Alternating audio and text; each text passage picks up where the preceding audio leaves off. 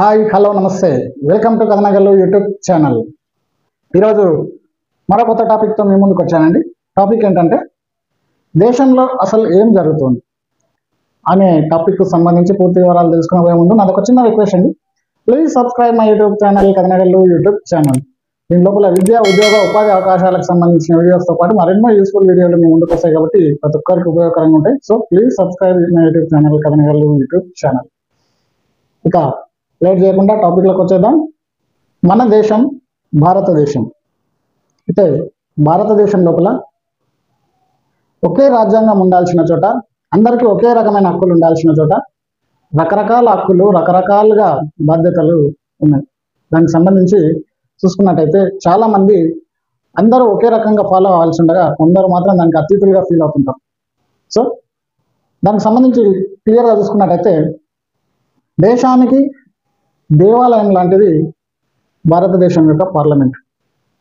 ఆ పార్లమెంట్ లోపల ఒక ఎంపీ, ఒక పార్టీకి అధ్యక్షుడు, ఒక బాధ్యతాయుతమైన వ్యక్తి పదవీ స్వీకారం చేసుకునేటప్పుడు, అంటే ఎంపీ పదవికి స్వీకారం చేసేటప్పుడు జై పాలస్తీనా అంటే అతనికి ఎటువంటి ప్రాబ్లం లేదు, గట్టిగా అతన్ని ఏం బీకలేని పరిస్థితి మన దేశంలో ఉంది.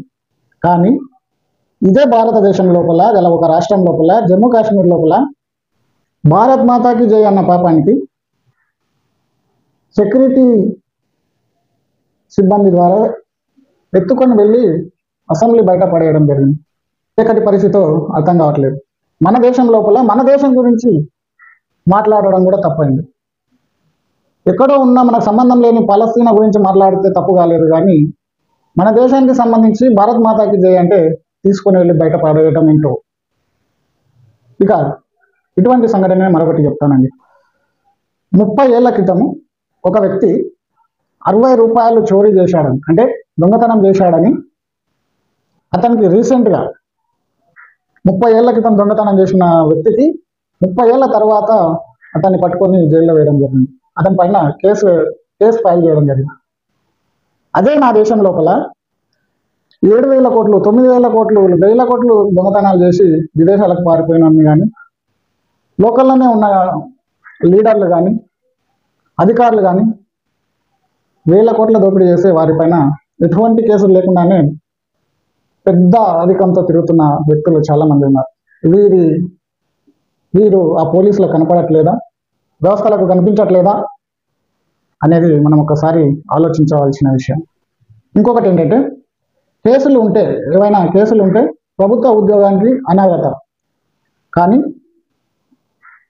ఎన్ని కేసులు ఉన్నప్పటికీ ఎమ్మెల్యే కావచ్చు, ఎంపీ కావచ్చు, సీఎంలు కూడా అయిపోవచ్చు మన దేశం లోపల.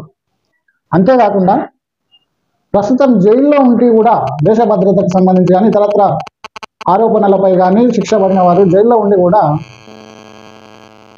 ఎన్నికలలో పోటీ చేయొచ్చు, ఎమ్మెల్యేలుగా, ఎంపీలుగా గెలవచ్చు కూడా. నా దేశంలో ఇదేంటో పరిస్థితి. ఇంకా నెక్స్ట్ వచ్చేసి మన దేశానికి చొరబాటుదారుల బెడద చాలా తీవ్రంగా ఉంది. ముఖ్యంగా రోహింగ్యా ముస్లింలు మన దేశంలో వచ్చి ఓటు బ్యాంకు రాజకీయ నాయకుల పంచన చేరి వారికి సహకరించడమే కాక వివిధ రకాలుగా దేశానికి నష్టం చేకూర్చే పనులు చేస్తున్నారు. వారికి దేశానికి సంబంధించిన ప్రజల పన్నుల ద్వారా ఉచితంగా సిలిండర్లు ఇస్తాం, అది ఇస్తాం, ఇది ఇస్తాం అంటూ నాయకులు మాట్లాడడం, హామీలు ఇవ్వడం, ఎన్నికలకు లబ్ధి పొందేందుకు చిల్లర చేష్టలు పెట్టడం గమనించవచ్చు. దీనికి బ్రాండ్ అంబాసిడర్గా దేశం మొత్తంలో కాంగ్రెస్ పార్టీ ఉండడం ఆలోచించదగిన విషయం. యువనభ సొమ్మని ఇతర దేశాల నుండి వచ్చిన చొరబాటుదారులకు, అక్రమ వలసదారులకు దోచిపెట్టేటందుకు వీరికి ఎవరు బాధ్యత ఇచ్చారు?